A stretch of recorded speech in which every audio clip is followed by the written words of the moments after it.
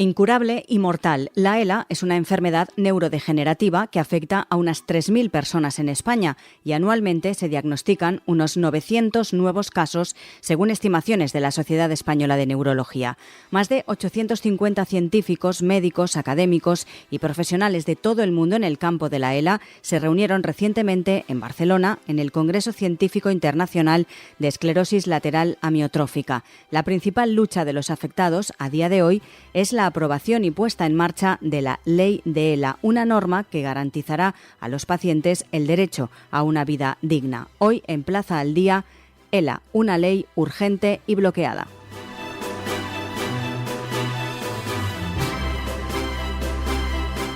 Saludamos en primer lugar al doctor Juan Francisco Vázquez, es neurólogo de la Unidad de Enfermedades Neuromusculares del Hospital La Fe de Valencia, coordinador de la unidad de ELA y profesor asociado de la Universidad de Valencia. Doctor, muy buenas.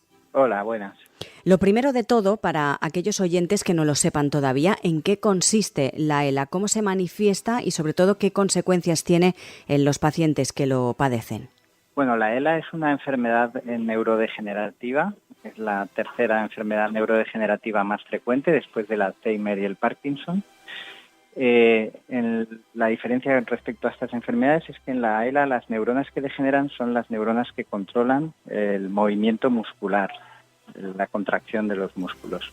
Y por lo tanto lo que ocurre cuando se mueren estas motoneuronas es que aparece una debilidad progresiva.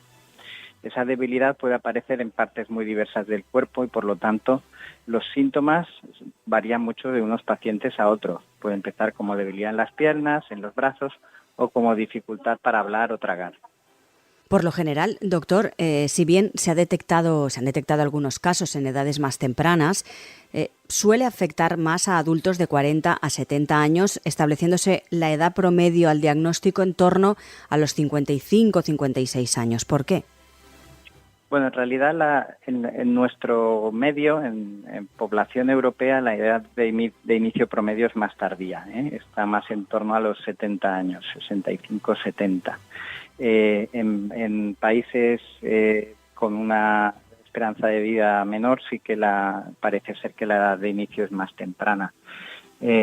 Como todas las enfermedades neurodegenerativas, la frecuencia de la enfermedad está relacionada con el envejecimiento, pero es verdad que a diferencia de otras neurodegenerativas, como pueda ser el Alzheimer, que su frecuencia se incrementa exponencialmente con la edad, en la ELA ocurre así, pero hace un pico en torno a los 70 años y luego va disminuyendo la incidencia.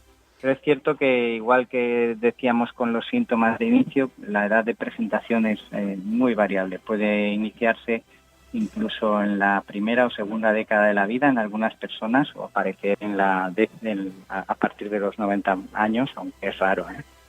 ¿Su causa, doctor, es todavía desconocida?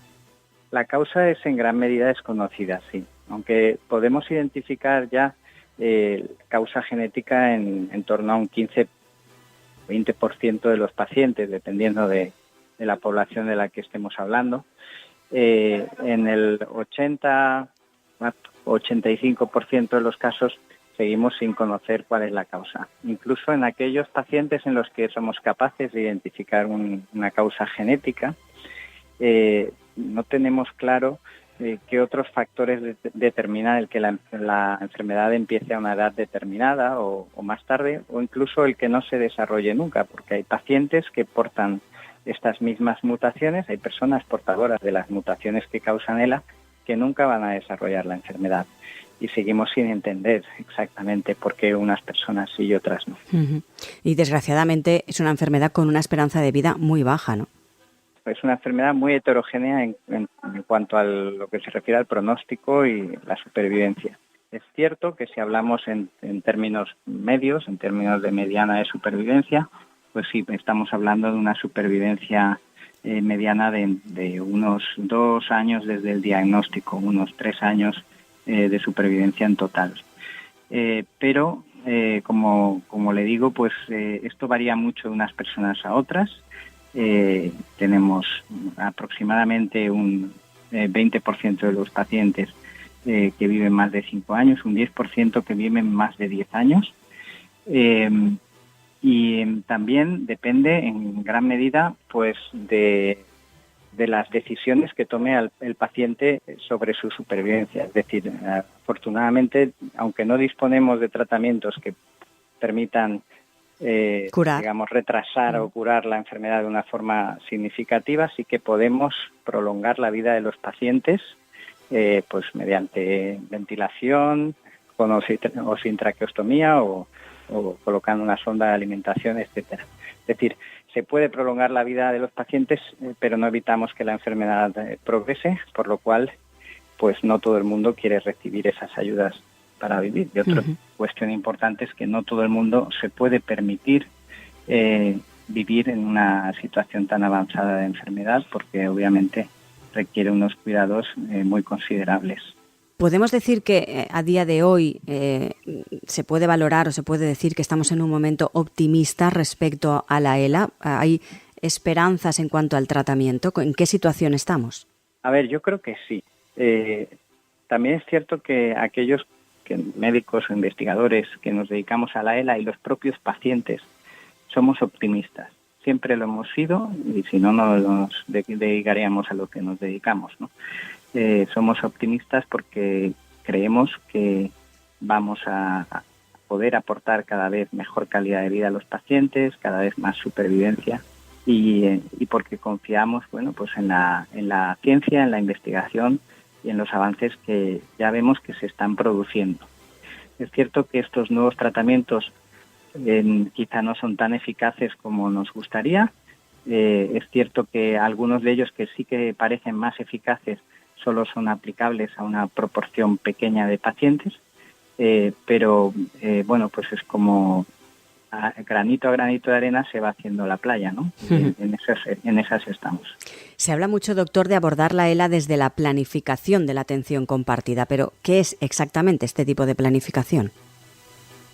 Bueno, pues esto es una forma de trabajar en la que nosotros, desde la unidad de ELA del Hospital La Fe, pues creemos y venimos trabajando desde hace tiempo, en la que las decisiones que tienen que ver con la vida y la muerte y los tratamientos se toman de una forma compartida con el paciente. Esto es fundamental en una enfermedad, como te explicaba antes, que no tiene curación, que es progresiva, pero en la que podemos prolongar la supervivencia. Para que me entienda, hay enfermedades para las que puede no haber dudas sobre cuál es el mejor tratamiento, ¿no? O si tuviésemos una curación para la ELA, pues no habría dudas de que eso es el mejor tratamiento y no tendríamos que plantearnos todo esto. Pero en una situación en la que lo único que podemos o lo que podemos ofrecer, llegado un momento en la enfermedad, porque hay distintos momentos, pero ya en una fase muy avanzada de la enfermedad, lo único que podemos ofrecer es prolongar la vida, pero asumiendo una gran discapacidad. Y esto es algo que para algunas personas sí que puede ser algo válido, algo deseable, pero para otras personas puede no ser deseable. Para poder llegar a conocer bien a un paciente y ayudarle de esta forma, pues tienes que dedicarle tiempo para que el paciente pueda expresar sus sentimientos, para que el paciente pueda abrir pues su corazón, ¿no? Y tienes que darle una confianza demostrarle al paciente que vas a estar ahí cuando lo necesite. Y esto, pues, por desgracia, pues en el contexto de nuestro sistema sanitario no se puede hacer en la mayoría de los casos, porque esa dedicación que podemos ofrecer desde unidades más específicas, pues no es lo común. Ahora, ¿sería lo deseable? Sí. Mire, pues quizá no es necesario para tratar, no sé, una amigdalitis, pero para todas las enfermedades crónicas yo creo que sí que sería lo deseable. El que el médico conozca al paciente, conozca sus circunstancias, conozca sus valores, porque yo creo que esto es de la forma en la que mejor le puede ayudar. Claro. Como estamos comentando, doctor, desgraciadamente hallar una cura para el proceso neurodegenerativo de la ELA no está en el horizonte a corto plazo. ¿Qué esperanzas tienen de, pues, si no es a corto, a medio plazo, encontrar una curación? A ver, mire, a corto plazo tenemos ya un tratamiento aprobado en Estados Unidos que está siendo evaluado por la EMA y que previsiblemente se aprobará, esperemos que así sea, para los pacientes que son portadores de una mutación en un gen que se llama SOD1, que es la segunda causa genética más frecuente de ELA. Aún así, solo constituye aproximadamente el 2% de los casos de ELA, ¿de acuerdo? Para estos pacientes tenemos un tratamiento específico que, si bien no cura la enfermedad, sí que parece ser bastante eficaz en lo que podría ser quizá la estabilización de la enfermedad. Uh-huh. Cierto que es un tratamiento que tiene sus peculiaridades porque tarda un tiempo en hacer efecto, pero sí que estamos viendo, tenemos los primeros resultados, pues pasados unos meses de tratamiento, pues el paciente puede llegar a estabilizarse. Esto es un avance, como puede imaginarse, pues importantísimo. Claro. Pero de nuevo, pues aplica solo a un pequeño porcentaje de pacientes. Hay otro tratamiento similar a este que está siendo evaluado en ensayo clínico para mutaciones en otro gen, que es el FUS, que es todavía menos frecuente, pero de nuevo pues suelen ser casos muy graves, muy rápidos, y de momento pues hay resultados muy esperanzadores también en este sentido. Esto, digamos, es algo que a corto plazo ya supone una esperanza real, no de curación, pero sí de cronificación de la enfermedad, de estabilización. Cuando hablamos de curación, pues tenemos que ser muy cautos. Vamos a ver, una curación como podemos imaginarnos que uno se cura de una neumonía o de una amigdalitis que decía antes, esto no es planteable en las enfermedades neurodegenerativas. Esto no va a ocurrir nunca, porque las personas vamos a seguir falleciendo de enfermedades. Lo que se trata es de que, y porque a día de hoy cosas como la regeneración neuronal, que es lo que tendría que ocurrir en una enfermedad neurodegenerativa, es decir, que las neuronas sean capaces de reproducirse de nuevo y formar nuevas conexiones para solventar las neuronas que han muerto por el camino, uh-huh. Eso es algo que no es planteable y quizá no es ni siquiera deseable. Entiéndame bien. Sí. Bueno, pues cuando uno envejece, pues nuestro cuerpo envejece y acabamos falleciendo, y esto es parte de la vida, ¿no? El objetivo es realmente estabilizar la enfermedad y aportar calidad de vida a los pacientes. Esto es algo que a medio plazo sí que parece un objetivo realista. No va a ocurrir, como le estaba explicando, por la aparición de un único tratamiento que nos pueda solventar todos los casos, sino probablemente, cuando le comentaba al principio de todo, pues una enfermedad muy variable en cuanto a la edad de inicio, los síntomas, etcétera. Uh-huh. Esto lo que muestra es que la ELA no es una única enfermedad, en realidad es un síndrome en el que agrupamos pues enfermedades casi tan distintas como enfermos, ¿no? Y es en este sentido en el que resulta difícil tratarla, porque no vamos a encontrar un tratamiento que sea igual de eficaz para todos. Único, claro. Uh-huh. Lo que vamos a necesitar es un arsenal de tratamientos que, combinados y con una combinación probablemente distinta para cada paciente, pues nos ayuden a estabilizarla y a cronificarla. Pues doctor Vázquez, recordamos, neurólogo de la Unidad de Enfermedades Neuromusculares del Hospital La Fe de Valencia, coordinador de la unidad de ELA y profesor asociado de la Universidad de Valencia. Gracias por estar hoy con nosotros y sobre todo por ayudarnos a entender un poco mejor en qué consiste esta enfermedad. Muchas gracias a ustedes.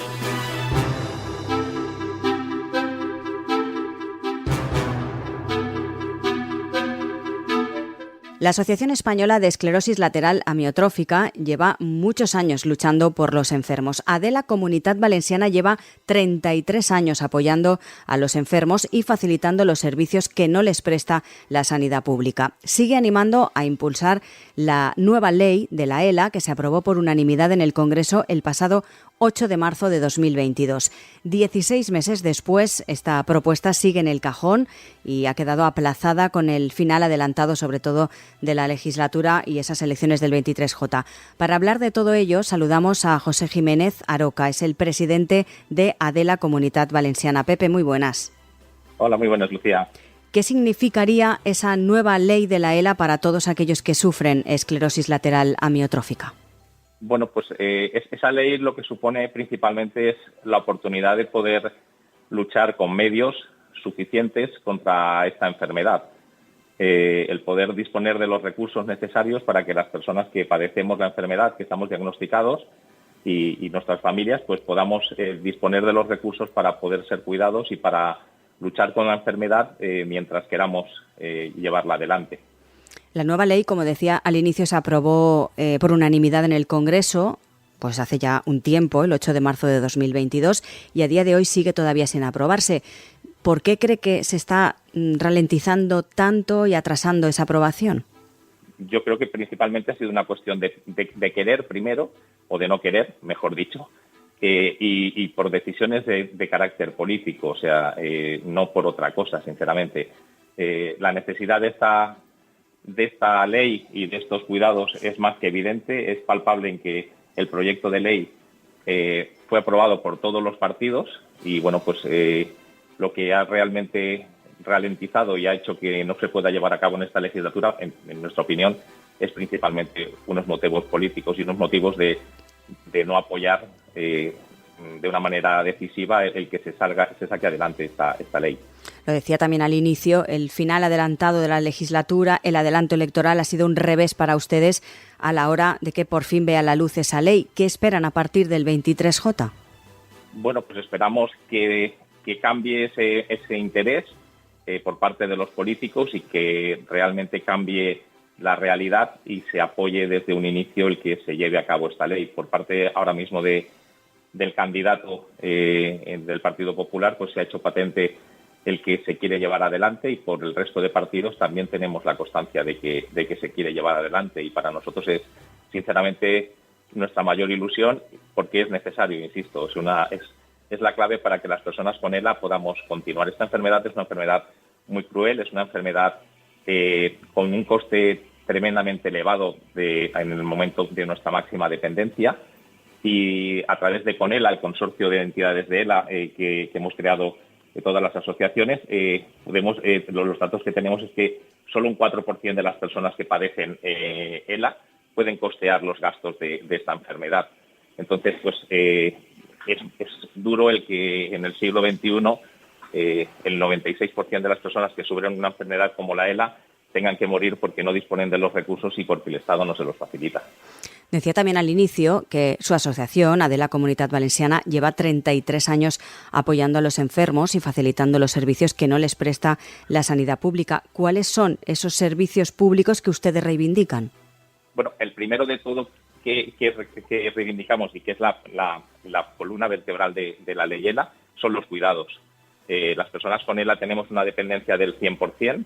En el momento de mayor deterioro de nuestro cuerpo, que viene a ser entre los 3 y 5 años de media, y eso nos genera una dependencia total. Y lo que reivindicamos y lo que solicitamos y lo que pedimos con toda la fuerza es esos cuidados, el que no sean nuestros familiares los que tengan que estar esas 24 horas, los 7 días de la semana, 365 días al año, sino que la propia administración y la propia sociedad pues aporte esos cuidados. Y a partir de ahí, pues bueno, ya lo que es la atención sanitaria a la hora de prescribir equipos de ayuda, como por ejemplo los lectores oculares, la fisioterapia y otro tipo de necesidades y de servicios, pero sobre todo, principalmente los cuidados.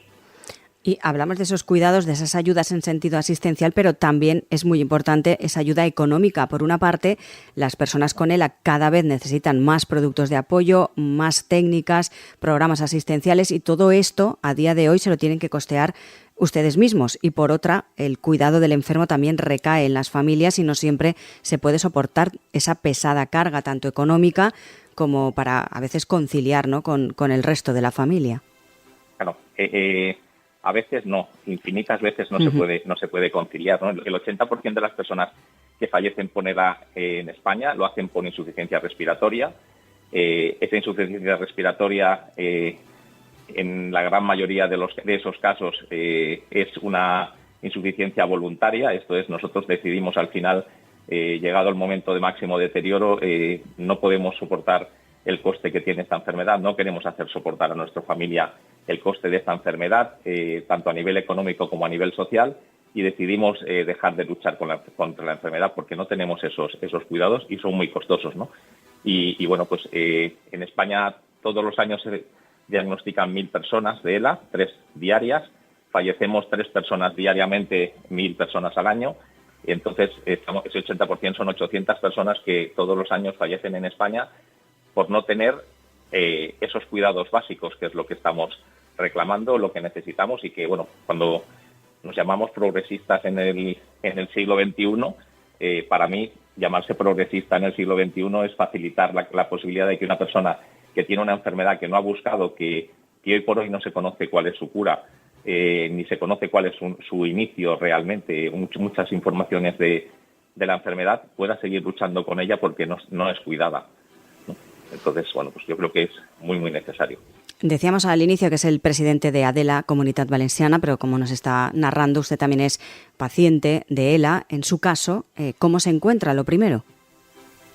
Bueno, luchando con todas las ganas. Aquí, bueno, al principio cuando te diagnostican, lo peor de esta enfermedad yo creo que es el momento inicial, ¿no? A nivel del diagnóstico y de poder asumir que la vida cambia, que da una vuelta de 180 grados, que lo que antes era, ahora ya no va a poder ser.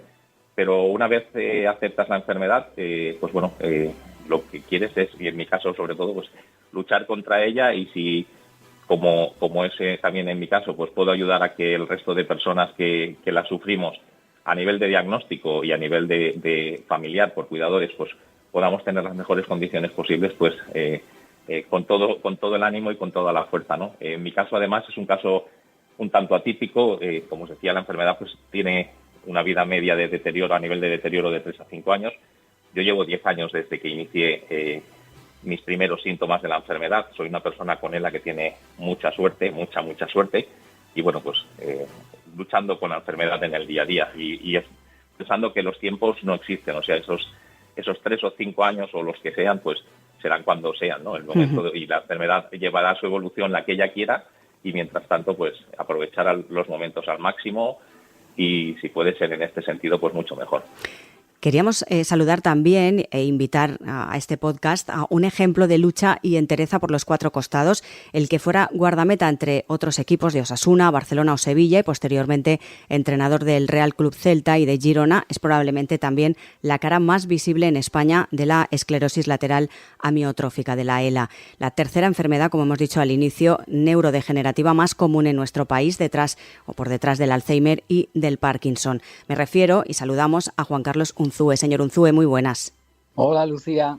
Muchas gracias por acompañarnos y, como le preguntaba al señor Jiménez, en primer lugar, ¿cómo se encuentra? Pues me encuentro bien mentalmente, ¿no? Que en definitiva es lo que puedo controlar. La enfermedad sigue su progresión. También en mi caso parece que es de forma lenta, pero ya a día de hoy vamos a decir que para todo lo que requiere algo de movilidad necesito ayuda. Y también desde hace 5 meses pues ya tengo un poco afectado el tema respiratorio. Duermo con un respirador que me ayuda a que mi cuerpo descanse mejor y a la otra mañana esté un poquito en mejores condiciones, ¿no? A partir de ahí, lo que le digo, mentalmente me sigo sintiendo fuerte, porque como decía Pepe, yo creo que cuando eres consciente de que estás ayudando, de que estás dando algo, lo que acabas recibiendo es de forma multiplicada, ¿no? Entonces yo me siento feliz de lo que estoy haciendo y sobre todo con ganas pues de que esas reivindicaciones y esas ayudas que estamos pidiendo pues si lleguen lo antes posible, ¿no? Decía también el señor Jiménez que esa ley es muy necesaria. Y también le quería hacer la misma pregunta. ¿Se está ralentizando, sobre todo pues, por ese final de legislatura, por esas elecciones anticipadas? ¿Cómo lo ve usted? ¿Cree que a corto plazo tendrá una solución y estará ya aprobada esa ley? Pues espero que sí. Espero que no nos vuelvan a decepcionar los políticos, ¿no? Y cuando digo los políticos, hablo en general, porque yo creo que es responsabilidad de todos. Es cierto que estos 15, 16 meses que esa proposición de ley ha estado en el cajón, la mayor responsabilidad la tiene el gobierno, ¿no? por no tirarla adelante. Pero yo digo, se aceptó por todos los grupos de forma unánime, cosa muy excepcional en nuestro país. ¿Dónde están el resto de los partidos si sienten o ven que algo que han aceptado no se lleva adelante para presionar y para realmente reclamar al gobierno que esto tiene que seguir adelante? Yo no les he escuchado a ninguno de los que están en la oposición. Entonces, vuelvo a repetir, creo que es responsabilidad de todos y espero que en esta nueva legislatura, sea quien sea el que gane y el que lidere este país, pues que realmente nos eche en cuenta y que sobre todo haga que esas ayudas lleguen lo antes posible pues en beneficio de todos los afectados, especialmente de los más necesitados, ¿no? Si desgraciadamente no sucediera así, usted ya ha avisado de que están dispuestos a movilizarse y sacar las sillas de ruedas a la calle. Pues espero que no haga falta, pero creo que si algo tenemos este grupo, este equipo, como yo le llamo, de enfermos de ELA, es que somos perseverantes y que no vamos a callar mientras la enfermedad nos lo permita, porque en definitiva creo que lo que estamos reivindicando es ya no solamente justo, sino que es muchas veces increíblemente que esto, como decía Pepe, en el siglo XXI tengamos que estar pidiéndolo, ¿no? Entonces yo creo que no vamos a estar solos. No somos 4.000 nada más, somos 4.000 más todas nuestras familias, todo nuestro entorno más cercano. También, como decía Pepe, tenemos muchas familias que han perdido a una persona en el camino durante estos últimos años y que están ahí cerca de nosotros y que han sufrido lo que nosotros estamos sufriendo. A partir de ahí yo creo que la gente ahora ya es más consciente de lo que es la ELA, de cuáles son las consecuencias y sobre todo de cuál es la cruda realidad de la mayoría de los afectados. Entonces estoy seguro que si nos toca salir a la calle, no vamos a estar solos y nos van a acompañar mucha gente. Y esa circunstancia, señor Jiménez, de que se conozca más la enfermedad es gracias también a la labor que realizan ustedes en la asociación y sobre todo también a esa visibilidad, ¿no?, que da Juan Carlos. Sí, claro, evidentemente. Bueno, la labor que hacemos desde cada una de las asociaciones, ahí pues somos 17 asociaciones, que hay asociaciones en cada comunidad. Hemos incluso creado desde hace un año el consorcio de entidades de ELA, que llamamos CONELA, y de la que nuestra asociación aquí en Valencia es vicepresidenta. Y bueno, pues lo que intentamos es situarla. Juan Carlos es nuestro motor principal y bueno, el año pasado, en agosto, el 24, con el partido de fútbol en el que se recaudaron pues un buen montón de millones de euros que se van a destinar a la investigación y con todas las acciones que lleva a cabo y las que se llevan desde cada asociación y desde CONELA, pues intentamos el que esté ahí, el que cada vez, el que no, la enfermedad, la sociedad sea más consciente, que yo creo que es muy consciente, porque yo me acuerdo que cuando me diagnosticaron me decían, esta es una enfermedad de mayores, y yo tenía entonces 49 años, y le decía, pues yo no estoy muy mayor, ¿no? Pero es que cada vez vamos viendo, por desgracia, de que esta enfermedad va avanzando, no tiene un rigor determinado en ese sentido, y tenemos afectados, por ejemplo, aquí en la Comunidad Valenciana con 28 años, con 30, con 40 años, y entonces ya no es una enfermedad de ese tipo, que antes se consideraba de ese tipo, sino que afecta a muchas personas y de diversas edades y de diversos, no tiene una definición muy clara, ¿no? Y eso le da también mucha visibilidad a la enfermedad. Y como decía Juan Carlos, pues decíamos ahora, por desgracia, vivimos entre 3 y 5 años de vida media. Somos solo 4.000 personas, o aparentemente solo 4.000, pero por esta enfermedad pues han pasado muchas personas y son conscientes muchas personas de lo que implica. En su caso, Juan Carlos, cuando le diagnosticaron la enfermedad, ¿intentó o se puso en contacto con este tipo de asociaciones para pedir ayuda? Pues más que para pedir ayuda, por suerte para mí, y en el fondo me siento mal cuando digo esto, yo me siento un privilegiado, Lucía, porque al final yo tengo una estabilidad familiar y económica que no va a hacer que la enfermedad me condicione, ¿no? sobre todo ese punto final. Entonces, yo lo que contacté es con muchos enfermos, porque yo entendía, y creo que es así, pues que por el tipo de persona pública que había sido, iba a tener un altavoz quizá un poquito mayor que el resto. Entonces yo no quería transmitir un mensaje personal, yo quería transmitir un mensaje colectivo. Y entonces contacté, entre ellos también con Pepe, pues para que me transmitieran un poco cuáles eran esos problemas, ese día a día de cada una de esas personas, y yo, evidentemente, intentar transmitirlo a los medios, ¿no? Para terminar, sí que me gustaría pedirles a los dos una última reflexión, o mejor dicho, una última reivindicación para sobre todo la ley que está a punto de aprobarse, pues llegue a su término, y sobre todo lo que quieran decir a los oyentes respecto a su caso y sobre todo a la enfermedad. Venga, Pepe. Pepe mismo, sí. Muy bien. Dara,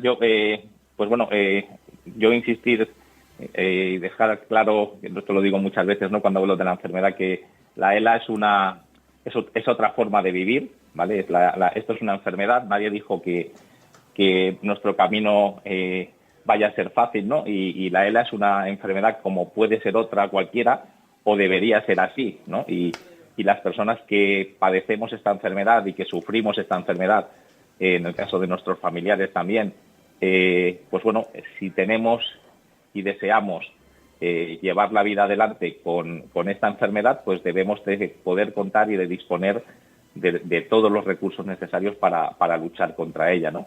Y a partir de ahí, se llame ley ELA o se llame como se llame, lo que sí que es cierto es que esta enfermedad tiene una característica muy, muy, muy grande, y es que es muy rápida.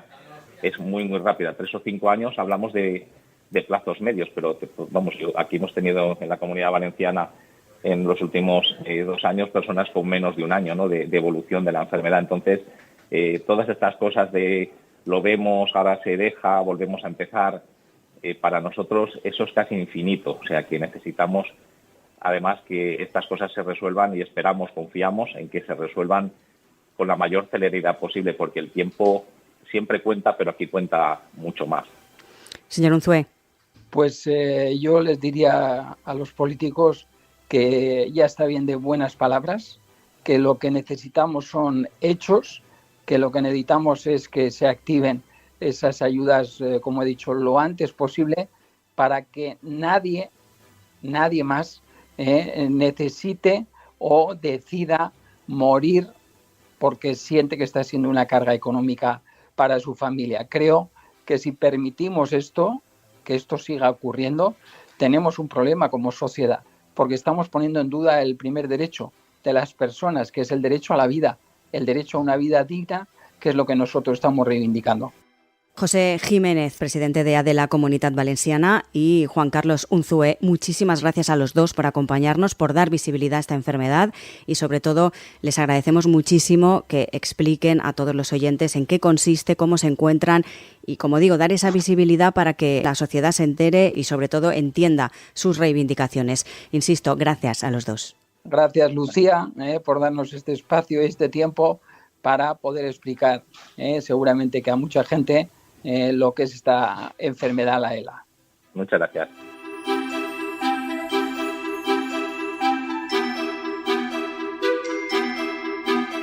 Como acaban de escuchar, los pacientes de ELA reivindican sobre todo a los políticos más hechos y menos palabras, que se activen sobre todo esas ayudas lo antes posible para que nadie más sienta que necesita morir para no ser una carga en su familia. Plaza al Día es el daily del Grupo Plaza, lo pueden escuchar también a través de las principales plataformas de podcast a las que pueden suscribirse y enviarnos sus comentarios.